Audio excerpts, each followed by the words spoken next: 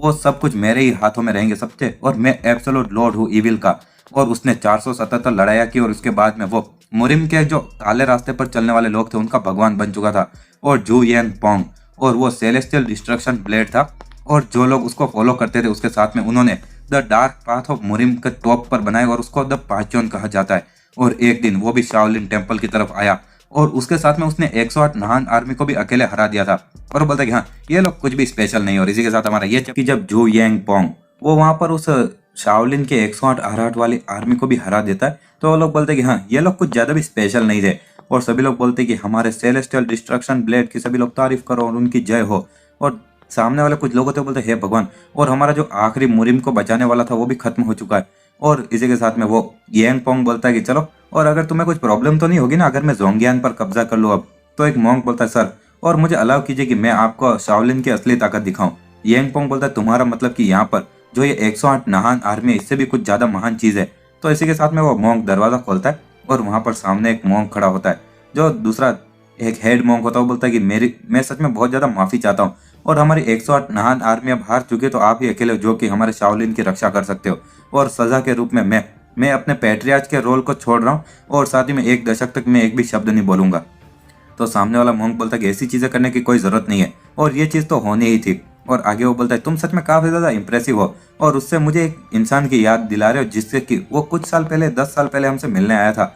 और मतलब कि ये सोमुन के दादाजी की बात कर रहा है, क्योंकि ये 40 साल पहले की बात है और 50 साल पहले सोमुन के दादाजी ने वो किताब चुराई थी।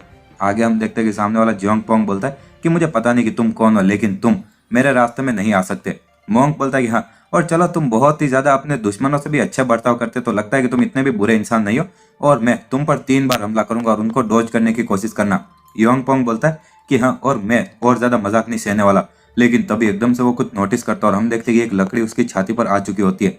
मोंग बोलता है कि हाँ, और तुम सावधान नहीं थे राइट, और चलो तो एक बार वापस करते हैं, और इस बार सच में मुझे अवॉइड करने की कोशिश करना। यांग पोंग बोलता है कि वो एक एब्सोल्यूट एक्सपर्ट है और आखिर कुछ भी हो लेकिन, और इसी के साथ में वो भी अपनी तलवार निकालता है। सामने वाला मोंग अपनी 3 लकड़ियों से एक बार में हमला करता है, और जो योंग पोंग होता है वो अपनी तलवारों को सामने लाता है, लेकिन हम देखते हैं कि तीनों बार उसको लग रही होती है। सामने वाला मोंग और एक हमला करता है जिससे कि उसको 6 दिशाओं में एक तरफ लकड़ी आती है, और अंत में हम देखते हैं कि उसके गले पर भी एक लकड़ी होती है। वो मन में सोचता है कि अगर वो सच में मुझे मारना चाहता तो मैं अब तक मर चुका होता यार। और वो मोंग बोलता चलो एक और बार। तो यांग पोंग बोलता नहीं, इतना काफी हुआ, और तुमने मुझे रियलाइज करवा दिया कि आखिर ये दुनिया कितनी ज्यादा बड़ी है, और लगता है कि मैं एक छोटे से कुएं के अंदर का एक मेंढक था, और क्या मैं पूछ सकता हूँ कि आखिर तुम्हारा मार्शल आर्ट कौन सा था। तो वो मोंग बोलता है कि ये धर्म ट्रिपल ब्लेड था, और ये एक सीक्रेट टेक्निक है जो कि हमारे शाओलिन में बस गार्डियन डेटी को ही दिखाई जाती है और सिखाई जाती है। तो सामने वाला बंदा बोलता है कि धर्म ट्रिपल ब्लेड है, और मैं एक दिन वापस आऊंगा और ऐसी ब्लेड के साथ में जिससे कि मैं इसे भी हरा सकता हूँ, और अलविदा। और ये वो पल था जब गार्डियन डेटी के एग्जिस्टेंस के बारे में दूसरी पूरी दुनिया को पता चला, और ये एक और नई लेजेंड का जन्म हुआ। और आगे वो मोंग बोल रहा होता है कि मैंने ये 60 साल से भी ज्यादा किया और अब समय आ चुका कि ये मैं किसी और को सौंप दूं। और आगे बोलता है लेकिन ये बच्चा, ये लड़का प्रॉब्लम है, और ये कुछ ज्यादा ही अपने आप में ओवर कॉन्फिडेंट है, और इसीलिए इसकी जो स्किल्स है वो एक जगह पर रुक चुकी है, और इसलिए मुझे उसके साथ में चिंता हो रही है। और वो मोंग बोलता है मैं चाहता हूँ कि तुम इसके प्राइड को तोड़ो और इसके घमंड को तोड़ो, आखिर तुम क्या बोलते हो। तो सोमुन बोलता है कि नहीं ये इम्पॉसिबल है, और मैं तो बस थोड़ी बहुत मैंने चीजें हासिल की हुई है, इससे ज्यादा कुछ नहीं। और सामने वाला वो लड़का ऐसे देख रहा होता है। आगे वो मोंग बोलता है कि जो गार्डियन डेटीज है वो जनरेशन टू जनरेशन चलते आ रही है, और बस लीडर्स को ही उनकी पहचान का पता होता है, और तुम मोमो को एक लेसन सिखाओ लड़ाई में, समझे। और सोमुन बोलता है मुझे डर है कि मैं वो करने के काबिल नहीं हूँ। मोंग बोलता है वो ऐसी बात है, तो लगता है तब तो कुछ नहीं हो सकता। और बाय द वे जो लीडर और एल्डर्स है उनको ये पता नहीं होगा कि तुम्हारे जो दादाजी है उन्होंने टॉम ऑफ हार्ट सूत्र को चुराया था। सोमुन मन में सोचा शिट, और जितने भी बुढ़े लोग होते सब सेम होते क्या, और ये सारे लोग चालाक और घटिया है यार। और सामने वाला वो मोमो मन में सोचा कि आखिर ये इंसान कितना ज्यादा ताकतवर होगा, और मेरे मास्टर भी ऐसे बोल रहे जैसे कि मैं उससे किसी भी कीमत पर हार ही जाऊंगा भले कुछ भी हो जाए। और वो मोमो बोलता है कि अगर मैं कुछ बोल सकूं तो मैं पूरी तरह से समझ सकता हूँ कि आखिर आपको चिंता क्यों हो रही है, लेकिन मेरा मानना यह है कि मैं हमारे यहाँ पर जो मेहमान आए उनसे बिल्कुल भी कमजोर नहीं हूँ, और प्लीज हमें लड़ने पर मजबूर मत कीजिए। वो मोंक बोलता है कि मोमो, और तुम्हें बस मेरे कमांड्स को फॉलो करना है। और आगे मोंक बोलता है वेल क्या तुम ये करोगे। तो सोमुन कुछ बोल नहीं पा रहा था, और मोंक वहां से जाता बोलता ठीक है चलो तो मैं लीडर को जाकर ढूंढता हूँ। सोमुन बोलता है ठीक है मैं ये करूंगा। और इसी के साथ में मोंक और सोमुन दोनों आमने सामने खड़े होते। मोंक मन में सोचता कि मैं इस चीज को तुरंत खत्म कर दूंगा। सोमन मन में सोचता है कि मैं उसको बस मुझे एक मारने दूंगा और तुरंत ही खत्म कर दूंगा। और इसी के साथ में दोनों एक दूसरे को नमस्ते बोलते हैं और सामने वाला मोंग अपनी एक टेक्निक इस्तेमाल करता है जिसमें कि उसके बहुत सारे हाथ दिख रहे होते हैं और वो बोलता है 1000 पाम्स। और वो हमला जब सोमन पर होता है तो सोमन जाकर पीछे एक दरवाजा तो सोमन पीछे जाकर एक दीवार में टकरा जाता है और दीवार भी टूट जाती है। और वो मुंह में सोता है कि क्रैप और मैंने कुछ ज्यादा ही ताकत लगा दी थी क्योंकि मुझे लग रहा था कि वो एक एक्सपर्ट है। और सोमन वहां पर गिरा होता है और बोलता है कि तुम घटिया मोंग कहीं के, और मैं बस तुम्हें मुझे मारने देने वाला था लेकिन तुमने सच में एक बार में भी मुझे इतनी जोर से मारा। और ठीक है चलो एक बार प्रॉपर लड़ाई करते हैं। और इसी के साथ में वो सामने आकर अपना ऑरा रिलीज करता है। मोमो मन में सोता है कि ये पहले से अलग लग रहा है यार। और इसी के साथ में सोमन बोलता है कि चलो मैं आ रहा हूँ। और मोमो कुछ देख ही नहीं पाता है। सोमन एकदम से उसके करीब पहुंचकर उसको एक मुक्का मारता है और वो मोमो थोड़ा पीछे हट जाता है। और वो मन में सोचता है मैंने ऐसी स्पीड कभी नहीं देखी। मोंग बोलता है आखिर मैंने क्या कहा था, और मैंने तुमसे कहा था ना कि वो तुम्हारा घमंड तोड़ देगा। तो सामने वाला मोमो बोलता है लेकिन मेरा काम अभी तक खत्म नहीं हुआ है। और इसी के साथ में वो वापस एक और टेक्निक इस्तेमाल करता है। मोंग बोलता है कि इनडिस्ट्रक्टेबल डिफेंसिव स्टैंस, और ये अच्छी चॉइस है। और इसी के साथ में मोमो एक अपना हमला करने वाला होता है तभी सोमन वापस आता है और वो कुछ हमले करता है। और मोंग मन में सोचता है चलो, और जो ये 12 इनलाइटमेंट है द गोल्डन ड्रैगन की, और जो उसके फिस्ट से ब्लॉक कर सकता है वो सभी को। लेकिन तभी हम देखते हैं कि मोमो एक लात मारता है और सोमन उसको डॉज करता है। मोंग बोलता है कि बहुत अच्छा और वापस स्ट्राइक की तुमने अनपैरेलल्ड किक से। हाँ, और आगे मोमो एक बिजली निकालता है अपनी उंगली से। मोंग बोलता है कि वाह, और the press of the divine finger snap. और इसी के साथ में सोमन उन सभी चीजों को डॉज किए जा रहा होता है और कहते हैं हो ये हो। और आगे वो बोलता है चलो, और लगता है कि मेरे पास में भी कोई चीज है जिससे कि मैं तुम्हें हरा सकता हूँ, समझे। और वो अपना धनुष निकालता और कहता है कि ये है मेरी स्पेशलिटी। और मोमो देखता रह जाता और सोमन बिना तीर के वो धनुष चलाता अपनी ची का इस्तेमाल कर कर। और हम देखते कि वो चीज मोमो के आर पार निकल जाती है और हम देखते कि उसको वो जमीन पर गिर जाता है। मोमो मन में सोचता है कि ये क्या ताकत थी यार, और मेरे पास में इनडिस्ट्रक्टेबल बॉडी नहीं और इसीलिए मैं इस चीज को सह ही नहीं पाऊंगा। और तभी हम देखते हैं कि सोमन एक और हमला करता है और मोमो उसको डॉज कर लेता है। सोमन अपनी धनुष से ऐसे चलाए जा रहा होता है वो ची वाले तीर। और मोंग बोलता है चलो बहुत हुआ, लड़ाई खत्म हुई। और सोमन रुक जाता है और मोमो वहां पर खड़ा होता है और वो मोंग बोलता है चला, और क्या तुम्हें पता चला कि ये दुनिया कितनी ज्यादा बड़ी है और इसको अपने लिए एक लेसन की तरह समझना और ट्रेनिंग कंटिन्यू रखना, समझे। और मोमो बोलता है ग्रेट मास्टर, और अभी भी एक टेक्निक है जो कि मैंने इस्तेमाल नहीं की, और क्या मैं उसको इस्तेमाल कर सकता हूँ। और सोमन वो सुन रहा होता है और आगे मोंग बोलता है बहुत और, मैंने कहा ना कि लड़ाई खत्म हो गई। और आगे वो बोलता है तुम्हारा मतलब कि जो वो धर्म ट्रिपल ब्लेड है तुम उसकी बात कर रहे हो। मोमो बोलता है कि हाँ करेक्ट। मोंग बोलता है लेकिन तुम उसको हैंडल नहीं कर सकते, समझे, और इसलिए नहीं।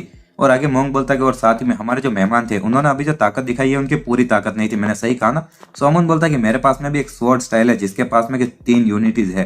मोंग बोलता है कि जैसी मुझे उम्मीद थी। और आगे मोंग बोलता है लगता है कि जो मोमो है वो अपनी हार मानने को तैयार नहीं है, तो क्या आप अपनी थोड़ी सी वो टेक्निक इसको दिखा सकते हो, और ये मेरी एक रिक्वेस्ट समझ लो। सोमन बोलता है क्या मैं आपकी वो छड़ी ले सकता हूँ। और इसी के साथ में वो बोलता है जो सबसे पहला है इस तलवार का स्टेप उसके अंदर बहुत ही ज्यादा भारी ब्लड लस्ट होती है और इसीलिए वो इस जैसे मंदिर में दिखाने के लिए बिल्कुल सही नहीं है, तो मैं सेकंड स्टेप से शुरू करूंगा।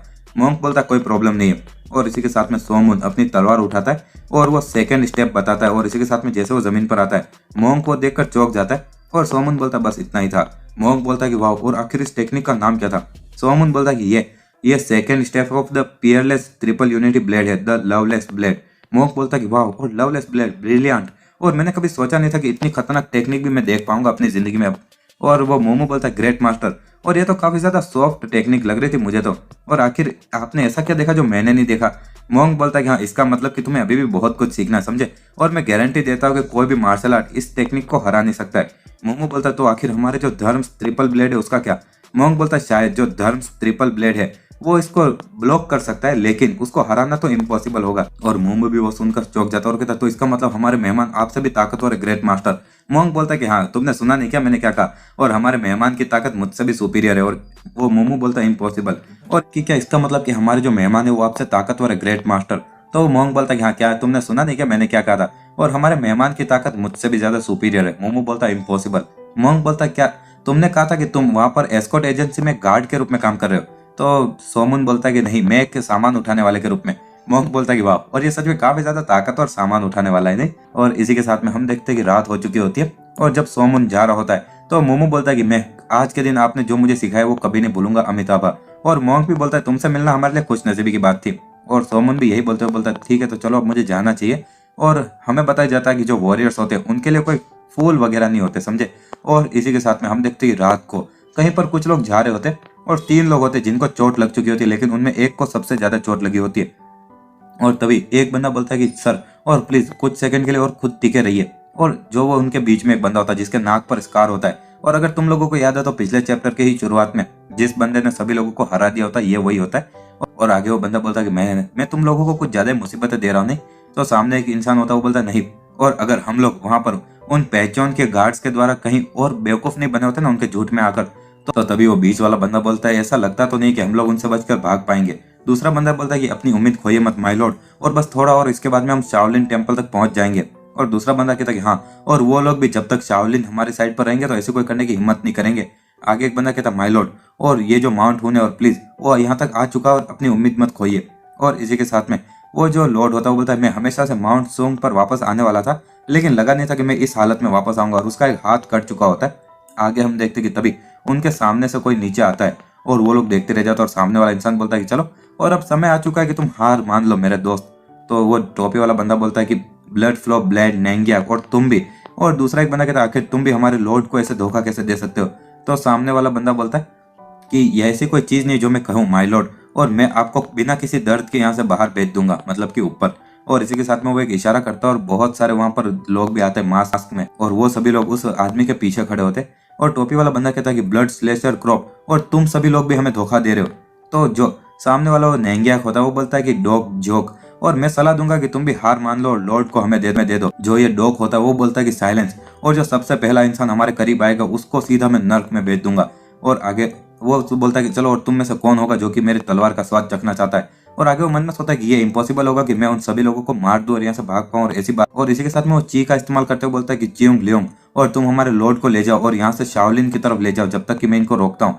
और जो चियोंग होता है वो मन में सोचता है कि ये बहुत ही ज्यादा बेइज्जती वाली है, और क्या हमें सच में शाओलिन पर इतना निर्भर रहना होगा, लेकिन फिर भी हमें कुछ भी करना होगा माय लॉर्ड के लिए। और इसी के साथ में वो सामने वाला बंदा बोलता है चलो और मैं पहले जाऊंगा अगर तुम लोग हमारी तरफ नहीं आओगे। और इसी के साथ में वो उनसे लड़ने लगता है। सामने वाले लोग और वो जब लड़ रहे होते तो वो ची का इस्तेमाल कर अपने साथी को बोलता है कि मैं इनको ज्यादा लंबे समय तक नहीं रोक पाऊंगा और जल्दी से यहाँ से भाग जाओ। और आगे उसका साथी वो ची का इस्तेमाल करके बोलता है कि मैं पक्का करूंगा कि तुम्हारा बलिदान ऐसे फालतू ना जाए, और तुम्हारे साथ में काम करना सच में हमारे लिए गर्व की बात थी। और इसी के साथ में हम देखते हैं कि वो सभी लोग भी वहां से जाने लगते हैं। और तभी हम देखते हैं कि जो वहां पर एक जो बंदा होता है उन सब सामने वालों का लीडर, वो ये सब देख रहा होता है। और इसी के साथ में धीरे धीरे सुबह होने लगती है, और कहीं पर सोमुन अपने मुंह पर कुछ पट्टी वगैरह बांध कर बैठा होता और बोलता है अरे यार, और मैं सो भी नहीं पाया क्योंकि मुझे भूख लग रही थी। और वो बोलता है ओए आयरन ब्लड, और जाओ ना और मेरे लिए कुछ खरगोश पकड़ के ले आओ। तो आयरन ब्लड कुछ जवाब नहीं देता। सोमुन बोलता है सॉरी यार, और जो वो मोंग था वो कल काफी ज्यादा शौक हो चुका था जब तुमने वो खरगोश को पकड़ा था, और इसलिए मैंने तुम्हें थोड़ा सा डांटा, और मुझे माफ कर दो ना, और प्लीज और जाओ ना मेरे लिए कुछ खरगोश लेकर आओ। तो आयरन ब्लड वहां पर सोने का नाटक करता है, और सोमुन बोलता है हाँ अब तुम सोने का नाटक करोगे, चलो कुछ भी हो छोड़ो। और आगे वो बोलता है अब मुझे इसका भी ध्यान रखना पड़ेगा यार। और तभी हम देखते हैं कि वहां पर वो बंदा जो कि उसका लॉर्ड को लेकर आ रहा होता है वो वहां तक पहुंच जाता है, और वो भागते हुए सोमुन को देखता है। सोमुन मन में सोचता क्या, और क्या वो एक लाश को लेकर जा रहा है क्या। और इसी के साथ में वो बंदा आगे जाने लगता है और कहता है यंग मैन, और यहाँ पर एक खतरा आ रहा है तो अभी कभी यहाँ से चले जाओ। सोमुन बोलता है हाँ खतरा। सामने वाला इंसान बोलता है कि हाँ जो लोग हमें फॉलो कर रहे हैं वो तुम्हें भी मार डालेंगे। सोमुन बोलता है ना मुमकिन, और आखिर वो मेरे जैसे एक भोले बाय स्टैंडर को क्यों मारेंगे जो यहाँ पर ऐसे खड़ा है और उसने तो कुछ नहीं किया। सामने वाला इंसान कहता भले तुम कोई भी हो, लेकिन वो किसी को भी मार डालेंगे जिन्होंने कि उसको देखा हो। और इसी के साथ में हम देखते हैं कि सामने से वो लोग वापस आ जाते हैं, और सामने वाला इंसान कहता है कि हाँ और च्यून लियोंग, और चलो और अब इस चीज का अंत करते हैं नहीं। और च्यून लियोंग बोलता है कि हाँ और शाओलिन बस यहाँ तक पहुंच ही गए हम, लेकिन। और तभी वो उस बंदे को नीचे रखता है, और बाद में वो वहां पर बोलता है कि जो ये यंग मैन है इसका हमारे साथ में कोई लेना देना नहीं, और एटलीस्ट उसको तो जिंदा छोड़ दो। सामने वाला इंसान बोलता है कि हाँ और उसका तो नसीब तभी सील हो चुका था जिस पल उसने हमें देखा था। तो चियोंग बोलता है कि क्योंकि आखिर कब से हमारा जो पेंचोन क्लैन है वो बिना ट्रेंड हुए इंसानों को भी मारने लगा, और क्या तुम्हारे दिल में बिल्कुल भी गर्व नहीं है और हम डार्क पाथ क्लैन से है। तो सामने वाला इंसान कहता नहीं, और इसका गर्व से कुछ लेना देना नहीं है, और हम बस कोई सबूत यहाँ पर सुराग छोड़ नहीं सकते पीछे। सोमन मन में सोता क्या, और वो लोग मेरी जिंदगी के बारे में बात कर रहे हैं और ऐसे बातचीत कर रहे हैं जैसे कि ये उन्हीं की जिंदगी हो। और आगे वो उस दूसरे आदमी को देखता है जिसको तीर लगे होते हैं, और तभी सामने वालों की दोनों की लड़ाई शुरू होने वाली होती है। चियोंग बोलता है चलो आ जाओ, और सामने वाला इंसान भी आगे बढ़ता है और दोनों की तलवारें टकरा रही होती है। और जब इन दोनों की लड़ाई चल रही होती है, चियोंग मन में सोता है कि डांसिंग बटरफ्लाई ब्लेड, और ये स्वॉर्ड डांस की ही तरह ब्यूटीफुल, लेकिन जब ये ब्लड फ्लो ब्लेड है ये गारंटी देता है कि टारगेट का खून निकलेगा जब इसका इस्तेमाल किया जाएगा। और इसी के साथ में हम देखते हैं कि सामने वाला ब्लड फ्लो एक हमला करता है और दूसरा बंदा पीछे हट जाता है। ब्लड फ्लो मन में सोता है कि जैसी उम्मीद थी, और ये पेचोन के गार्डियंस कमांडर है, और इसकी जो स्वॉर्ड स्टाइल है काफी ज्यादा ताकतवर और ऑफेंसिव और साथ में डिफेंस के लिए भी अच्छी है। और चियोंग बोलता है कि ओह, और मैं सच में समझ सकता हूँ कि तुम अपनी रेप्यूटेशन के लायक हो, ब्लड फ्लो ब्लेड। और सामने वाला ब्लड फ्लो भी बोलता है कि हाँ वैसे ही समझ लो। और सोमन मन में सोचता कि ये दोनों ही काफी ज्यादा अच्छे हैं यार। और खास करके वो ये बंदा उस मोमू नाम के मॉन्क से ज्यादा ताकतवर है जो ये चियोंग नाम का है। और सामने वाला ब्लड फ्लो मन में सोचता है ये इतना आसान नहीं होने वाला है, और अगर मैं अपने साथियों को हमला करने के लिए बोलूंगा तो कुछ लोग तो मारे जाएंगे, लेकिन हम इसको मार सकते हैं। लेकिन मुझे मुझे किसी भी कीमत पर एक किलिंग ब्लो करना होगा इस पर। और इसी के साथ में हम देखते हैं कि सामने वाला चियोंग भी तैयार हो जाता है और उसके नीचे जैसे बवंडर उठने लगता है। ब्लड फ्लो मन में सोचता है आखिर ये क्या है यार। और चियोंग बोलता है कि ब्लड स्प्लैन इनविंसिबिलिटी, और घूमते हुए उसकी तरफ आता है और वो ब्लड फ्लो की तरफ आ रहा होता है। ब्लड फ्लो मन में सोचता है कि हो हे भगवान, और वो मुझे मारने की कोशिश कर रहा है, भले खुद की जिंदगी खोने पर भी। और इसी के साथ में वो अपनी तलवार चलाता है और हम देखते हैं कि थोड़ी देर बाद में जो ये चियोंग होता है वो उसके मास्टर के सामने पहुंच जाता है और उसके मुंह से ना खून निकल रहा होता है। और असल में ये खून को थोड़ा सेंसर करने के लिए सफेद कलर कर दिया गया है। और वो बोलता है माय लॉर्ड, और उसका जो लॉर्ड होता है वो बोलता है कि हाँ। और सोमन मन में सोचता है कि हाँ, और मुझे तो लगा था वो मर चुका है यार। और चियोंग बोलता है माय लॉर्ड, मैं माफी चाहता हूँ कि मैं आपको अंत तक वहां तक पहुंचा नहीं पाया। तो उसका जो लॉर्ड होता है वो बोलता है कि हाँ, और यहाँ तक कि तुम भी। और सामने वाला ब्लड फ्लो बोलता है कि माय लॉर्ड, और समय आ चुका है अब आपके जाने का, और मैं माफी चाहता हूँ। तो वो लॉर्ड बोलता है कि हाँ क्या ये बात है क्या। सोमन मन में सोचता है अगर ये दोनों ही बंदे उसको लॉर्ड बुला रहे तो इसका मतलब कि ये बंदा एक गद्दार है। और अब मैं समझ गया, ये पीस ऑफ शिट। और इसी के साथ में गुस्सा होने लगता है। ब्लड फ्लो बोलता है कि मैं ये बिल्कुल भी आपको दर्द ना हो इस तरह से आपको मारूंगा। और इसी के साथ में वो मन में सोचता है आखिर ये क्या, ये ब्लड लस्ट मुझे कहाँ से महसूस हो रही है। और इसी के साथ में वो एकदम से रुक जाता है और वो पीछे मुड़ते हुए बोलता है कि आखिर ये इनक्रेडिबल ब्लड लस्ट किस तरफ से आ रही है। और आगे वो बोलता है सभी लोग और सावधान रहना और गार्ड पे रहना, समझे। और तभी हम देखते हैं कि वहां पर सोमन उस लॉर्ड की तरफ जा रहा होता है। और ब्लड फ्लो वो देखते हुए बोलता है एक मिनट रुको तुम। सोमन बोलता है कि तुम कोई मर्द नहीं हो अगर तुम किसी इंसान का भरोसा तोड़ो, समझे। और इसी के साथ में हम रहा होता है कि तुम कोई मर्द नहीं कहे जा सकते अगर तुम किसी का भरोसा तोड़ो। तो सामने वाला ब्लड फ्लो कुछ समझ नहीं पाता है। और सोमन बोलता है कि साथ ही में एक जो जानवर होता है उसको एक हथियार के साथ में इधर उधर नहीं जाना चाहिए, तुम्हें नहीं लगता। और इसी के साथ में वो अपने धनुष को चलाता है जिसमें से कि ची वाला वो तीर निकलता है। और सामने वाला इंसान अपनी तलवार सामने लाता है लेकिन उसके कंधे पर फिर भी लग जाती है। और वो बोलता है कि उसको इसी पल मार डालो। और जितने भी वो सामने वाले असिस्टेंट होते हैं वो सोमन की तरफ बढ़ते हैं। और सोमन बोलता है चलो देखते हैं कि आखिर कौन ज्यादा तेज है। सामने वाला इंसान जब तीर चलाता है तो सोमन उन सबको डॉज कर डालता है और वो ऊपर कूदते हुए 2 तीर चलाता है और 2 लोग तो ऐसे मर जाते हैं। आगे सोमन और भी लोगों को मारे जा रहा होता है और एक बंदा कहता है चलो और फॉर्मेशन में आ जाओ और साथ में मिलकर हमला करो। और सभी लोग फॉर्मेशन में आकर उस पर हमला करने के लिए बढ़ते हैं। सोमन बोलता है कि हाँ इडियट्स, और वो एक साथ में 4 तीर चलाता है और चारों लोगों को चोट लगती है और वो पीछे जाकर पेड़ से टकराते तो पेड़ भी टूट जाते हैं। और अब बस एक ही इंसान बचा होता है और बाकी सभी लोगों की तो हालत ही खराब हो चुकी होती है। वो इंसान बोलता अनबिलीवेबल। और जो पेचोन क्लैन के सबसे इलाइट ब्लड स्लेशर क्रॉप थे वो यहाँ पर एक चीज भी नहीं कर पाए इसको मारने के लिए। और वो बोलता आखिर ये है कौन, और मैंने कभी किसी ऐसे एक्सपर्ट के बारे में नहीं सुना जो कि एक स्टील के धनुष का इस्तेमाल करता है, वो भी बिना तीर के। और आगे बोलता है कि जो लॉर्ड है वो तो उसके चोट लगने से वैसे मर ही जाएगा। और इसी के साथ में वो बोलता है चलो सभी लोग यहाँ से भाग जाओ, और सभी लोग भाग जाते। जो वो लॉर्ड होता है वो बोलता है कि ये अनबिलीवेबल है और वो सभी लोग इतनी आसानी से हार गए। सोमन बोलता है कि आखिर तुम्हारे घाव कैसे है। तो वो लॉर्ड बोलता है बहुत ही बेकार, जैसा कि तुम देख सकते हो। सोमन बोलता है क्या कोई तरीका है कि हम तुम्हें जिससे जिंदा रख सके। तो वो लॉर्ड बोलता है कि वेल मैं अपने जो डैमेज हुई है उसको तो अपनी ची का इस्तेमाल करके रोक सकता हूँ, लेकिन मेरे जो घाव है वो बहुत ही ज्यादा अंदर तक है और इसीलिए यहाँ पर कोई दवाई भी नहीं है, और इसीलिए मैं बोलूंगा कि नहीं, मेरे बचने के कोई चांस नहीं है। और आगे सोमन उसको देख रहा होता है और बोलता है प्लीज एक पल रुकिए और मैं जाकर आपके लिए दवाई लेकर आता हूँ। और वो अपनी जगह से भाग जाता है। और वो आदमी मन में सोचता है कि वाह, और मैंने इस तरह की एजिलिटी टेक्निक कभी नहीं देखी। और इसी के साथ में हम देखते हैं कि सोमन बहुत ही ज्यादा स्पीड में वहां पर शाओलिन के मंदिर तक पहुंच जाता है। एक बंदा कहता है आखिर वहां पर कौन था, और रुक जाओ। और जब वहां पर मोमो होता है वो बोलता है तो तुम यहाँ पर हो। और सोमन बोलता है कि ओह, और मैं माफी चाहता हूँ, और क्या मैं एल्डर मॉन्क से मिल सकता हूँ। तो मोमो बोलता है कि हाँ, और तुम्हें ग्रेट मास्टर से मिलना आखिर किस लिए। सोमन बोलता है कि एक अर्जेंट काम है। तो वो मॉन्क आता है और कहता है स्वागत है तुम्हारा। और सोमन पीछे मुड़ता है। मॉन्क कहता है कि आखिर मैं भी तुम्हारे ची को यहाँ तक महसूस कर सकता था, और आखिर क्या हुआ। सोमन बोलता है कि मैंने बहुत ही ज्यादा खतरे में किसी को देखा था यहाँ पर पहाड़ के नीचे, और मैं यहाँ पर कुछ दवाई लेने के लिए आया जिससे कि मैं उसको बचा सकूं। वो मॉन्क बोलता है कि अमिताभा, और ऑफ कोर्स जो दवाई है वो एक इंसान की जिंदगी के सामने तो कुछ भी नहीं है। और वो मॉन्क कहता है मोमो, और जाओ और सेलेस्टियल पैलेट लेकर आओ लीडर के पास से। मोमो बोलता है क्या दो सेलेस्टियल पैलेट। मॉन्क बोलता है जल्दी करो, और क्या तुमने सुना नहीं क्या, और वो इंसान बहुत ज्यादा खतरे में। मोमो बोलता है ठीक है मैं तुरंत लेकर आता हूँ। और इसी के साथ में सोमन जाते बोलता थैंक यू, और मैं कभी भी ये एहसान भूलूंगा नहीं। और वापस सभी लोग बोलते रुक जाओ, वहां पर कौन है। और वो मॉन्क बोलता है कि सच में ये मुरिम की दुनिया के लिए बहुत ही ज्यादा खुशकिस्मती की चीज है नहीं। और हम देखते कहीं पर वो इंसान अभी भी हाफ रहा होता है और वो पेड़ के उधर ही पड़ा होता है। सोमन आते हुए बोलता है कि मैं तुम्हारे लिए दवाई लेकर आया हूँ और प्लीज इसको खा लीजिए। और जब वो उस बॉक्स को खोलता है तो वो आदमी देखते हुए बोलता है, 1 मिनट, ये तो शावलिन के सेलेस्टियल पैलेट है, राइट? सोमन बोलता है कि हाँ, उन्होंने कहा कि ये बहुत ही ज्यादा कीमती दवाई है, तो ये सच में काफी ज्यादा काबिल होनी चाहिए। वो आदमी बोलता है कि हाँ, और कीमती और काबिल तो इसको डिस्क्राइब किया ही नहीं जा सकता है, और ये एक इनक्रेडिबल मेडिसिन है जो कि इस दुनिया में और कहीं नहीं मिल सकती है। और ऐसा बोलते हुए वो उस दवाई को खा जाता है।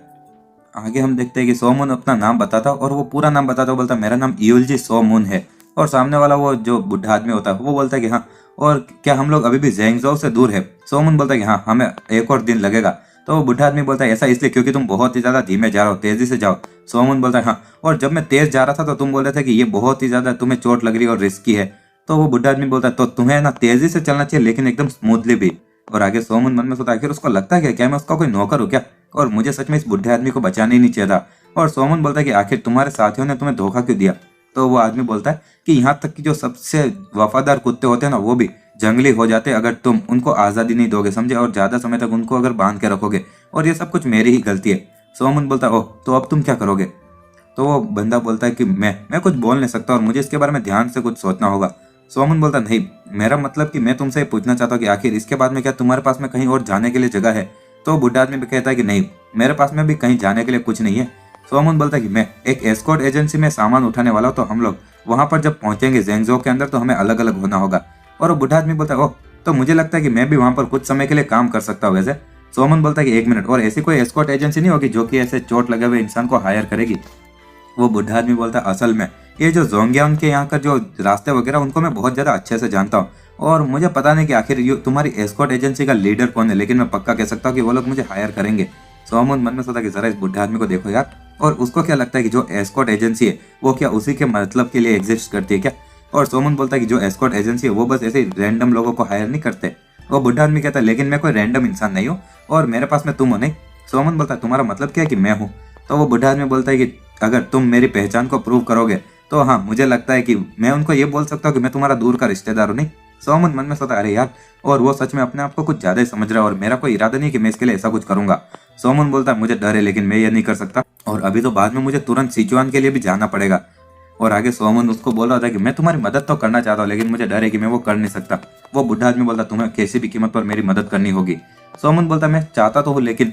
वो बुढ़ा आदमी बोलता, जैसा कि तुम्हें पता है, और मेरी जिंदगी पहले बहुत ज्यादा खतरे में थी, और यहाँ तक कि तब मैंने पूरी जिंदगी को छोड़ने के लिए मैं तैयार भी हो चुका था, राइट? सोमन बोलता कि वेल हाँ। और वो बुढ़ा आदमी बोलता कि मैं एक मर्द के रूप में मरना चाहता था, और एक गर्वशाली मौत, ना कि कोई कायरता वाली मौत। और लेकिन क्योंकि तुमने मुझे बचा लिया तो मेरी जो इच्छा है वो भी जा चुकी है मरने की। और अगर मेरी जो ची की डैमेज है वो रिस्टोर नहीं होगी तो जितनी भी ट्रेनिंग मैंने इस पूरी जिंदगी में की है वो वेस्ट हो जाएगी, और मैं अपनी पूरी जिंदगी एक रेगुलर बुढ़े आदमी की तरह जीऊंगा। और मैं अपनी पूरी जिंदगी कभी भी किसी और पर निर्भर नहीं रहा हूँ, लेकिन तुमने मेरी ऐसी हालत कर दी, और इसीलिए तुम्हें मेरी मदद करनी होगी और मुझे वापस नॉर्मल करना होगा, समझे? सोमन बोलता, क्या? और वो बुढ़ा आदमी कहता है कि अगर तुम नहीं चाहते तो मुझे अभी कभी इसी वक्त मार डालो। सोमन बोलता, वही, ये तो रिडिक्युलस है। वा? और वो बुढ़ा आदमी बोलता, अगर तुम ये नहीं कर सकते तो जाओ उन लोगों को बुलाकर लेकर आओ जो कि मुझे मारने वाले थे, और उनको बोल दो कि वो मुझे मार डाले। सोमन बोलता, क्या तुम्हें पता भी आखिर वो कहाँ गए? वो बुढ़ा आदमी बोलता है कि यही एक रास्ता है कि मैं अपने घर को रख सकता हूँ। सोमन मन में सोचता है, अरे यार, और इसीलिए लोग बोलते हैं कि अच्छे काम कभी भी आसानी से नहीं करने चाहिए, नहीं? और वो बोलता है, लेकिन चलो, और अगर एस्कॉर्ट एजेंसी इसको हायर नहीं करेगी तो ये तो हो ही नहीं सकता ना कि वो चोट लगे हुए इंसान को हायर करेंगे। और आगे हम देखते हैं कि सोमन उस एस्कॉर्ट एजेंसी तक पहुंच जाता है और वो बोलता है कि मैं वापस आ चुका हूँ, और रास्ते में कुछ चीजें हुई जिसके कारण कि मुझे थोड़ी देर हो गई। और एक बंदा बोलता है, वो, और लगता है कि तुमने अपना काम पूरा कर दिया। सोमन बोलता है कि हाँ, थैंक यू सर। और आगे वो एस्कॉर्ट एजेंसी का कैप्टन बोलता है कि आखिर ये तुम्हारे साथ में आदमी कौन है? सोमन बोलता है, वो। तो वो बुढ़ा आदमी बोलता है कि मेरा नाम ईयुलजी ग्योंग है और मैं उसका दूर का रिश्तेदार हूँ। बेसिकली कहा जाए तो मैं उसके दादाजी हूँ, और मैं ज़ोंगज़ाओ के पास में ही रहता हूँ, और वो मुझसे कल मिलने आया था, और ये सच में उसको वापस मिलकर मुझे बहुत ज़्यादा अच्छा लगा। तो सामने वाला वो कैप्टन बोलता है, वो, और मेरा नाम गैंग रियांग है, और क्या मैं पूछ सकता हूँ कि आखिर आपको क्या हुआ? और आगे वो बुढ़ा आदमी बोलता है कि इस बच्चे को देखते हुए मुझे मेरे घर की याद आ गई और लगा कि मैं वापस अपने होम टाउन में चला जाता हूँ, लेकिन बाद में मैं पहाड़ से नीचे गिर गया और मुझे चोट लग गई। और वो कैप्टन बोलता, ओह, तो सोमन को पहले यहाँ पर अपना काम पूरा करना होगा। वो बुढ़ा आदमी बोलता है, ऑफ कोर्स, और मैं तब तक इंतजार करूंगा जब तक कि सोमन अपना काम पूरा ना कर ले। क्या तब तक कोई प्रॉब्लम तो नहीं है? और वो कैप्टन कहता है कि वेल, ये मेरे इजाजत देने की लिमिट से तो बाहर है, लेकिन चलो मैं जाकर बॉस से पूछ लेता हूँ। और वो बुढ़ा आदमी कहता है कि हाँ, ये तो बहुत ही ज्यादा अच्छा रहेगा और प्लीज जाकर पूछिए। और जब वो आदमी जाता है, सोमन बोलता है कि तुम सच में झूठ बोलने में कुछ ज्यादा अच्छे हो। वो बुढ़ा आदमी बोलता है कि हाँ, और झूठ बोलने में क्या ही गलत है अगर तुम एक सफेद झूठ बोलो जिससे किसी का नुकसान ना हो। सोमन बोलता है कि जो एस्कॉर्ट एजेंसी के रूल्स है वो बहुत ज्यादा स्ट्रिक्ट है और मुझे शक है कि वो तुम्हें अलाउ नहीं करेंगे। तो बुढ़ा आदमी बोलता है कि हाँ, और ये तो हम देखेंगे, लेकिन इसके बारे में मुझे काफी ज्यादा अच्छा लग रहा है इस बार। और तभी वो आदमी आता और कहता है कि बॉस ने अप्रूवल दे दिया और उसने कहा कि सोमन ने उस पर बहुत ही ज्यादा अच्छा एहसान किया हुआ है पहले और अच्छे से काम भी करता है और इसलिए वो इस कर्ज को चुकाना चाहते हैं। और वो बुढ़ा आदमी बोलता है वाह, ये तो फैंटास्टिक है। और वो सोमन को ऐसे बोलता है कि हाँ थैंक यू इसके लिए, अच्छा काम करने के लिए। और इसी के साथ हम ये जब एस्कॉर्ट एजेंसी उस बुढ़े आदमी को काम पे रखने के लिए तैयार हो जाती है तो हम देखते हैं कि कहीं पर बर्फीले जगहों से होते हुए जब वो सभी लोग जा रहे होते हैं तो वो बुढ़ा आदमी है ना कुछ जोक वगैरह सुना रहा होता है और कहता है कि मेरे साइड्स वगैरह। और वो कैप्टन भी हंसते हुए बोलता है कि वाह तुम बहुत ही ज्यादा फनी हो यार। और वो बुढ़ा आदमी कहता है कि नहीं नहीं, और मैं तो बस इसीलिए जोक कर रहा हूँ क्योंकि यहाँ पर ऐसे ही बहुत ज्यादा मैं बोर हो रहा था। सोमन बोलता है कि हाँ, और आखिर सब लोग इतने हंस क्यों रहे हो, ये इतना भी तो मजाकिया नहीं था, मुझे तो मजा नहीं आया इसमें। और ये है ना एक तूफान से पहले की शांति थी। और हम देखते हैं कहीं पर एक जगह पर जो वो ब्लड फ्लो होता है वो जाते हुए किसी को वो सारी चीजें बता रहा होता है और सामने वाला इंसान बोलता है कि हाँ, और मेरे मास्टर सच में अमेजिंग है यार। और ब्लड फ्लो थोड़ा चौंक जाता है। सामने वाला इंसान बोलता है क्या तुम्हें अजीब लग रहा है कि मैं हंस रहा हूँ क्योंकि मेरे मास्टर जिंदा बच गए फिर भी। ब्लड फ्लो बोलता है कि हाँ। तो वो बंदा बोलता है कि हाँ, और ये तो सच में मैं मान नहीं सकता था क्योंकि मेरे मास्टर इस जमाने के सबसे ताकतवर लोगों में से एक थे और ये इस चीज का सेंस नहीं बनता कि उसके जैसा कोई इंसान इतनी आसानी से पकड़ा जाता। और वो एक इंसान है जिसने कि मुझे बड़ा किया है और मैं एटलीस्ट उसको एक चांस तो दे ही सकता हूँ। नहीं, ब्लड फ्लो बोलता है, लेकिन अगर जो उसके सपोर्टर जो कि पेंचोन पैलेस के अंदर है वो अभी भी। तो सामने वाला बंदा बोलता है कि पेंचोन पैलेस जो कि है ना बनाया गया था वो उन लोगों के द्वारा बनाया जो कि मेरे मास्टर की बहुत ज्यादा खतरनाक ताकत की तारीफ करते थे, लेकिन वो सभी लोग बुढ़े हो चुके हैं और जो अभी भी जिंदा बच्चे वो लोग हमारी ताकत के सामने झुकने के लिए तैयार है। और जितनी भी चीजें जो हमारे लॉर्ड मतलब कि मेरे मास्टर ने रोक के रखी थी वो सारी चीजें अब आगे बढ़ने लगी है। ब्लड फ्लो बोलता है कि तुम्हारा मतलब। तो वो बंदा बोलता है कि हाँ, और भले मास्टर मरे हो या नहीं हो लेकिन पेचोन पैलेस वो उसका जो जोंगियान के ऊपर कब्जा करने का जो प्लान था वो अभी वैसे ही चलता रहेगा जैसा हमने तारीख तय की थी और अभी इसको कोई भी रोक नहीं सकता। और ये है हमारे समय का फ्लो। और इसी के साथ में हम देखते कोई चिल्लाता कि क्या, और जू यांग पोंग मर चुका है। और मैं तुम्हें बता दूं अगर तुम लोग भूल गए हो तो जू यांग पोंग जो कि सबसे ताकतवर इंसान था जो कि तुमने फ्लैशबैक वगैरह में देखा ही होगा, और वो अभी सोमन के साथ में। और सब लोगों को ऐसा लग रहा है कि वो मर चुका है और कोई बोलता आखिर ये हुआ कैसे यार। और सभी लोग बात कर रहे होते हैं। एक बंदा कहता है कि पेचोन का सबसे ताकतवर इंसान जिसने की जो डार्क पाथ था मतलब कि काले रास्ते पर चलने वाले लोग थे बुरे रास्ते पर, उनको एक किया था और वो भी 30 साल की उम्र में, और वो मर चुका है, मैं नहीं मानता। दूसरा बंदा कहता कौन मर गया। और एक और बंदा कहता कि जो मैंने दूसरे लोगों से सुना था पेचोन पैलेस के लोगों के द्वारा, और इसी के साथ में जो जू यांग पोंग था वो माउंट सुंग के अंदर मर चुका था और कुछ मास्क वाले लोगों ने उस पर हमला किया था। और दूसरा एक बंदा कहता आखिर वो लोग कौन थे।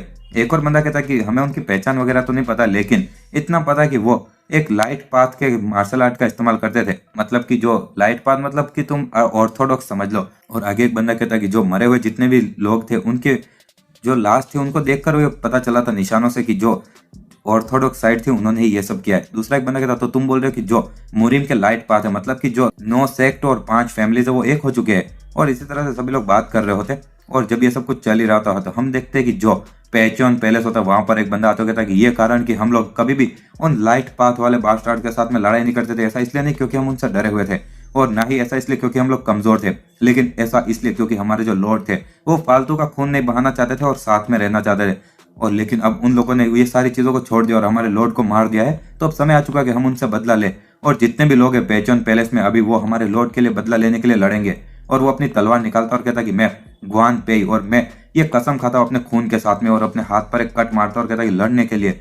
और सभी लोग यही बोलते कि लड़ने के लिए, और इसी के साथ में अपने हाथ पर कट मारते और जितने भी वहां पर जनरल्स वगैरह होते वो भी, और सभी लोग बोलते बदले के लिए। और साथ में लड़कर हम लोग सर जू यांग पोंग की मौत का बदला लेंगे। और कहीं पर कुछ सिपाही जाते हुए बोल रहे थे जो पाचियन पैलेस है वो हमारे विकेट ब्लड सेक्ट का जो होम टाउन है और हमें भी वहां पर जाना होगा, और हम लोग मुरिम के जो साथ में मिले हुए जस्टिस कॉलेजन है उसको खत्म कर देंगे। और वो लोग तो बस भेड़ के रूप में भेड़िए है, और इसी के साथ में बहुत सारे अलग अलग जो बुरे वाले क्लैंस होते हैं सब एक हो रहे होते।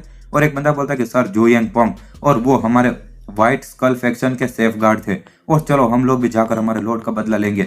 और सभी लोग अभी ये मुरिम के जो अच्छे वाली साइड होती है लाइट वाली साइड उनसे बदला लेने के लिए बढ़ रहे होते हैं, क्योंकि इनको ऐसा लग रहा होता है कि हम लाइट वाली साइड वालों ने उसको मारा है जू यांग पोंग को।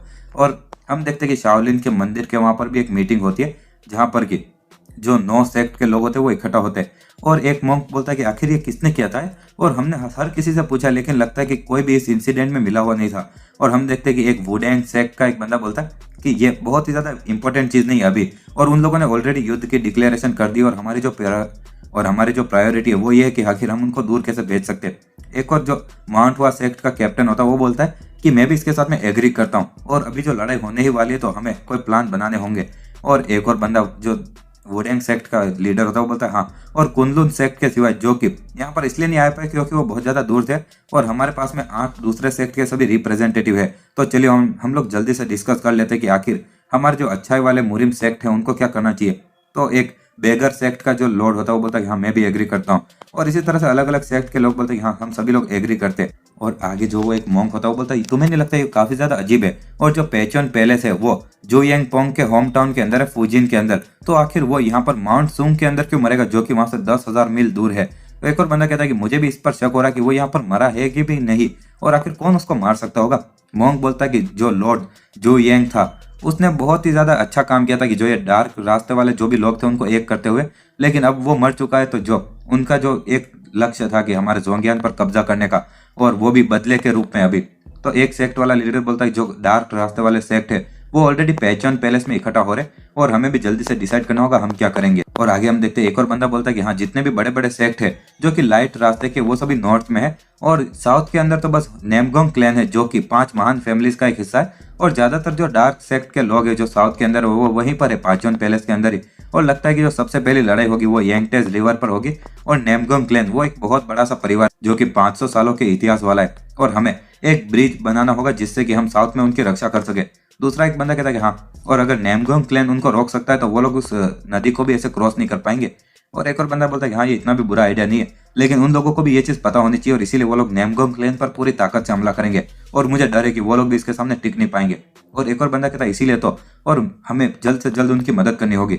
और एक और बंदा कहता है कि हमें 2 से ज्यादा दिन और लगेंगे हुनान में जाने के लिए, और हमें जल्द से जल्द सिपाहियों को वहां पर भेजना होगा। मोंक बोलता है लेकिन अभी तक सामने वालों ने अपना मूव कुछ नहीं किया है, और भले ही वो लोग जोंगियान पर कब्जा करना चाहते हैं बदले का रूप रखकर अपने लॉर्ड के लिए, लेकिन फिर भी उनको भी कुछ प्रॉब्लम्स होगी ना जब कोई लीडर मरता है, तो भले कोई भी सेक्ट हो, और अभी तो वो आपस में ही लड़ने में कुछ ज्यादा बिजी नहीं होने चाहिए, और क्योंकि अभी कोई नया लीडर कौन बनेगा पेचन पैलेस का। और इसीलिए मेरा मानना यह है कि हमारे पास में जल्दबाजी करने का कोई कारण नहीं है, और समय के रहते हमें देखना चाहिए कि कैसे सब कुछ होता है।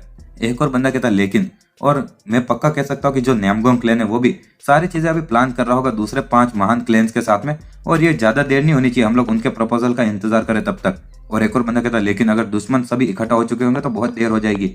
और बेगर सेक्ट का लीडर बोलता है हमारे जो सेक्ट की साउथ ब्रांच है उन्होंने एक कबूतर को भेजा था। दूसरा एक लीडर बोलता है आखिर उन्होंने क्या कहा। बेगर सेक्ट का लीडर बोलता है उनके अनुसार जो ये डार्क रास्ते वाले लोग हैं वो बस बदले के लिए रोए जा रहे हैं, लेकिन अभी कोई मूव नहीं कर रहा है, और बहुत सारे सेक्ट पाचन पैलेस में इकट्ठा हुए लेकिन अभी तक कोई भी छोड़ के गया नहीं है।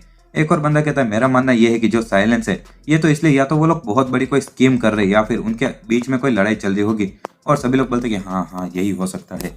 और इसी के पर सभी सेक्ट वगैरह मीटिंग कर रहे होते, तो एक बंदा बोलता भले कुछ भी हो लेकिन हमें जल्दी से जल्दी एक प्लान बनाना होगा। दूसरा बंदा बोलता किस चीज का प्लान। तो वो बंदा बोलता कि जो जो डार्क पाथ वाले सेक्ट है वो सभी लोग इकट्ठा हो चुके हैं पांचोन पैलेस के अंदर, और हम सभी लोग बहुत ज्यादा बिखरे हुए और इसीलिए हमें भी साथ में मिलना होगा और हमारी ताकत को एक करना होगा। तो वो मोंग बोलता तो, और एक बंदा कहता तो तुम सलाह दे रहे हो कि हम लोग एक कोलाइजन बनाए और सारे लाइट पाथ वाले जितने भी अच्छे वाले सेक्ट है उनको एक कर दे। दूसरा बंदा बोलता है तो आखिर चीफ का क्या। एक और बंदा कहता है कि अगर हम लोग एक अलायंस बनाने वाले, मतलब कि जस्टिस कोलाइजन मुरिम अलायंस ऐसा ही समझ लो, वो लोग बोलते हैं कि तो हमें ये भी डिसाइड करना होगा ना कि आखिर हेडक्वार्टर कहाँ पर होगा। और जिस बंदे ने आइडिया दिया होता है मन में सोचा अरे यार और हमारे पास में ये सारी बकवास का समय नहीं है। और तभी हम कहीं और का सीन देखते हैं जहाँ पर कि जो मॉन्क वगैरह होते सुबह को बहुत सारे कबूतर उड़ाते और वो सभी अलग अलग सेक्ट में जा रहे होते। आगे हम नेमगोंग क्लैन का सीन देखते हैं जहाँ पर कि एक कबूतर आता है और वहां पर नेमगोंग सेक्ट का जो एल्डर या फिर लीडर होता है वो ये पढ़ रहा होता है और बोलता है तो पेचन पैलेस से लड़ने के लिए जो 9 सेक्ट है वो सब एक हो चुके हैं और बाद में ये चीजें कर रहे हैं। और सबसे पहले जो एक मुरिम अलायंस है, मतलब कि जस्टिस कोलाइजन, वो बनाई जाएगी ताकि हम पाचन पैलेस से लड़ सके। और जो ये अलायंस है ये टेम्पररी अरेंजमेंट के कारण है, और इसीलिए जब ये सिचुएशन खत्म हो जाएगी तो ये अलायंस को भी छोड़ दिया जाएगा। और इसी के साथ में हम देखते हैं कहीं और का सीन जहाँ पर कि एक तालाब जैसी जगह होती है। एक बंदा वो पढ़ रहा होता है चिट्ठी और वो बोलता है कि ये बिल्कुल भी ठीक नहीं लग रहा है। उसके सामने उसकी बीवी होती है और बोलते है कि क्या हुआ डियर। और वो आदमी बोलता है कि उन लोगों ने एक जस्टिस कोलाइजन बना दी है।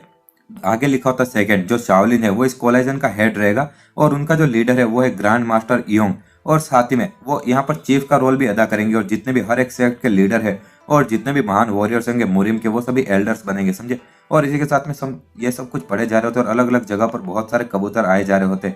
और एक बंदा वो पढ़ता है और लिखा होता है कि तीसरा जो हर एक सेक्ट होगा उनको अपने कुछ स्टूडेंट को ढूंढना होगा और जो भी अच्छे अच्छे स्टूडेंट्स होंगे उनको इस जस्टिस कोलाइजन के अंदर भेजना होगा। और चौथा हर एक सेक्ट यहाँ पर जस्टिस कोलाजन के सारे डिसीजन को बिना सवाल उठे मानेगा।